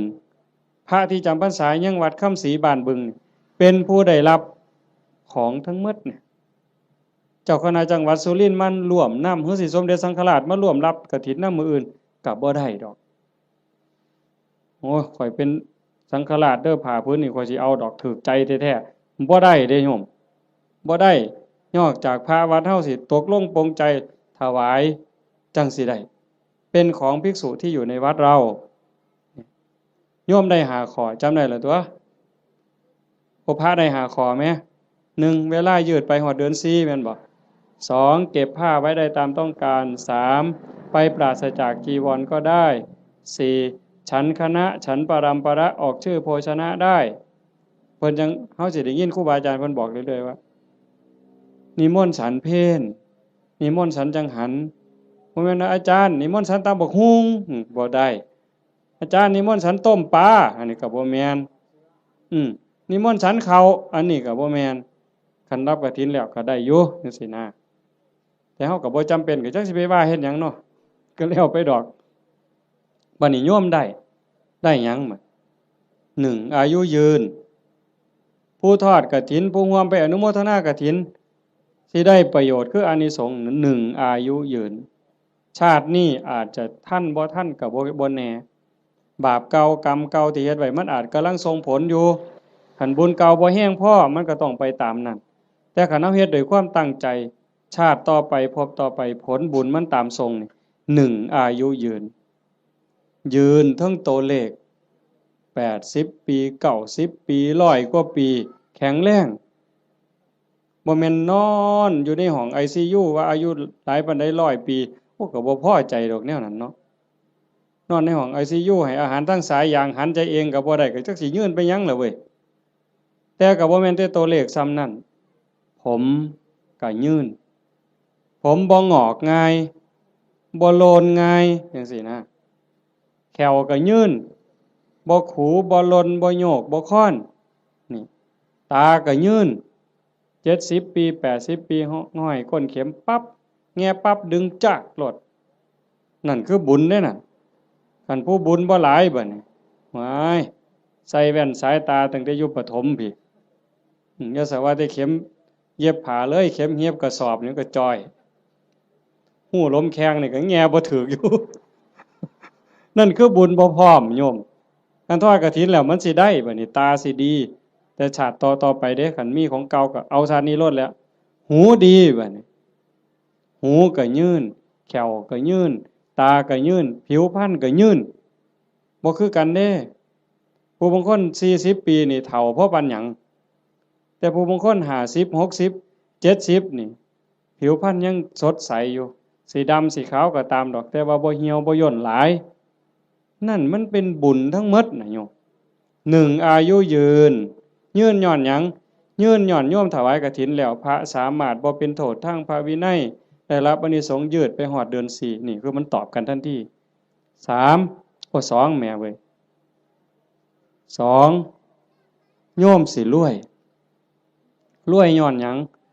ย้อนโยมทอดกฐินแล้วพระสามารถเก็บผ้าไว้ได้ตามต้องการโยมก็สิเป็นผู้ร่ำรวยด้วยโภคทรัพย์แก้วแหวนเงินทองเอียงต่างๆอย่างเว้ามาหั่นแหละ3โยมมีทรัพย์สินสมบัติขึ้นมาแล้วโจรลักบ่ได้ไฟบ่ไหม้ลมบ่พัดพระราชาบ่ยึดเขาเป็นของหลวงเป็นหยังย้อนโยมทอดกฐินแล้วพระเพิ่นสามารถไปปราศจากจีวรเอาผ้าไปบ่ครบก็ได้พระวินัยบ่ผิดบ่พลาดตรงนั้นคุ้มครองทางโทษพระวินัยให้ก็เลยเกิดมาคุ้มครองทรัพย์โยมอานิสงส์มันว่าคุ้มครองตรงนี้โยมถวายกฐินแล้วพระรับผ้าไว้ได้ตามต้องการก็เฮ็ดให้โยมรวย4โยมทอดกฐินปั๊บพระฉันเป็นวงได้ฉันปรัมประออกสื่อโภชนาได้โยมสิได้รับอานิสงส์บ่ต้องศาสตราบ่ต้องอาวุธบ่กินของแสลงบ่ต้องยาพิษแม้กระทั่งเขาเจ้าว่างยาใส่ยาเฮาก็สิปลอดภัยพุ่นเด้บ่ผิดกระบูนเป็นโรคภัยเจ็บไข้ได้ป่วยสิบ่เป็นกินของแสลงบ่ผิดโรค จากอาหารการกินเหล่านั้นอันนี้คืออานิสงส์จากการได้ทอดกฐินข้อที่สี่ข้อที่ห้าคันเฮาเกิดมาเป็นผู้หญิงชาติต่อไปพบต่อไปสิงามหน้าตาดีผิวพรรณดีสุยิ่งข้อที่ห้านี่อานิสงส์ข้อที่ห้าสิงามคันเกิดเป็นผู้ชายชาติใดชาติหนึ่งคันได้เกิดพร้อมพระพุทธเจ้าสมัยที่มีพระพุทธเจ้ายังทรงมีพระชนมายุอยู่สิได้ฟังธรรมต่อเบื้องพระพักตร์ฟังเทศน์ที่พระพุทธเจ้าเทศน์ให้ฟังแล้วสิได้บรรลุธรรมแล้วขอบวชพระพุทธเจ้าบวชให้พระพุทธเจ้าเป็นอุปัชฌาย์คันบอกภาษาเฮาเอหิภิกขุอุปสัมปทานั่นคืออานิสงส์จากการทอดกฐินมันบ่น้อยเด้โยมจังซั่นจังพากันตั้งอกตั้งใจเด้อลูกเต้าเล่าหลานก็ตามเด็กเล็กเด็กน้อยก็ตามโยมไม่ออกผู้เป็นเจ้าภาพหลักตุ่มพี่ตุ่มน้องถือว่าเป็นประมุขเป็นประธานเป็นหัวหน้าเทวดาให้เฮ็ดใจให้ม่วนๆบ่ได้เฮ็ดดูปานใดดอก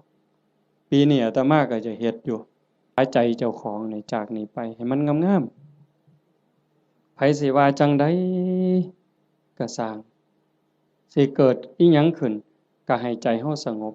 ให้ใจเฮางามเพื่อมันสิเป็นแรงเกื้อหนุนส่งจิตวิญญาณเฮาให้ไปที่ดีที่งามไปสู่ที่ชอบที่สุขตินอกจากนั้นเฮาก็มีความหมายหมั่นปั้นมือว่าสิอุทิศบุญกุศลให้บุคคลผู้มีพระคุณเป็นพ่อเป็นแม่ปู่ย่าตายายผู้มีพระคุณทั้งหลายที่เฮาฮักเฮาแพงตลอดถึงเจ้ากรรมนายเวรที่ว่าไปว่าหั่นว่าได้เฉพาะปรัตถโตปชีวีอันนั้นคือได้ทันทีแต่นอกจากนั้นสิเป็นสัตว์นรกก็ตามเป็นเปรต11จางนั่นชนิดนั้นก็ตามอสุรกายสัตว์เดรัจฉานเทวดาอินทร์พรหมคันเพิ่นได้เห็นการกระทำที่งดงามคือโยมเฮ็ด1 ชั่วโมงที่ล่องลอยมาพบมาพ้อมาเห็นอดบ่ได้ย่อมอ่อนซ่อนย่อมอนุโมทนาเพิ่นสิได้นำเฮาตอนเพิ่นอนุโมทนายินดีนำอ่อนซ่อนนำอันนี้นักปราชญ์ก็ยกย่องบัณฑิตก็สรรเสริญแม่นพระพุทธเจ้ามาพบมาพ้อเฮานั่งฟังเทศน์สมโพธิกองกฐินอยู่จังซี่พระองค์ก็ย่อมอนุโมทนาสาธุจังซั่นจังว่าบุญตรงนี้เกิดแน่ๆเกิดหลายซ้ำเด้บ่แม่นแต่อาตมาเว้าโยมได้ไหว้พระโยมได้ถวายทานโยมได้สมาทานศีลได้ฟังพระเพิ่นสวดมัตติกาสักบงสุคุณเฮาได้ฟังเทศน์ฟังธรรมด้วยความเคารพอันนี้คือกิริยาอาการที่เป็นบุญปุญญกิริยากุศลกิริยามันกลายเป็นบุญเป็นกุศลให้โยมเฮ็ดไปเรื่อยๆจนกว่าสิบ่มีลมหายใจบ่อิ่มบ่เต็มบ่เพียงบ่พอง่ายอย่าว่าพอแล้วล่ะอย่าว่าพระพุทธเจ้าตรัสรู้เป็นพระสัมมาสัมพุทธเจ้าแล้วมีมื้อใดที่พระพุทธเจ้าบ่เฮ็ดบุญบ่เป็นแบบเป็นอย่างบ่สอนธรรมแม้กระทั่งลมหายใจสุดท้ายพระองค์ก็ยังได้ตรัสสังขารทั้งหลายมีความเสื่อมไปเป็นธรรมดาเธอทั้งหลายจงตั้งตนในความไม่ประมาทประโยชน์ตนก็อย่าประมาทประโยชน์คนอื่นก็อย่าประมาทประโยชน์ทั้งสองฝ่ายก็อย่าประมาทให้รีบสร้างรีบทำเห็นบ่เฮาก็คือกันโยมท่านก็เฮ็ดศีลก็รักษาภาวนาก็ภาคเพียรอ่อนน้อมถ่อมตนต่อผู้หลักต่อผู้ใหญ่ผู้เฒ่าผู้แก่พระสงฆ์องค์เน้นซอยขนขวายในกิจที่ชอบอันใดที่เป็นประโยชน์ออกเหงื่อออกแห้งซอยกันเฮ็ดช่วยขนขวายในกิจที่ชอบฟังธรรมแสดงธรรมอนุโมทนาบุญอุทิศส่วนบุญทำความเห็นในถูกต้องถูกตรงอย่างน้อยๆเชื่อว่าบาปมีบุญมีชาติหน้าชาติก่อนนรกสวรรค์มีจริงอันนี้คือต้นเหตุสาเหตุทางเกิดแห่งบุญจึงขออนุโมทนาสาธุกับญาติโยมสุโขสุคนเด้อท้ายที่สุดก็ขอรัตนะอ้างอิงเอาอำนาจแห่งคุณพระศรีรัตนตรัยคุณของพระพุทธเจ้าพระธรรมพระสงฆ์และอำนาจแห่งบุญกุศลคุณงามความดีที่มีทั้งหมดทั้งมวลในสากลจักรวาลจงหลอมร่วมมาเป็นตบะเป็นเดชะเป็นพลวปัต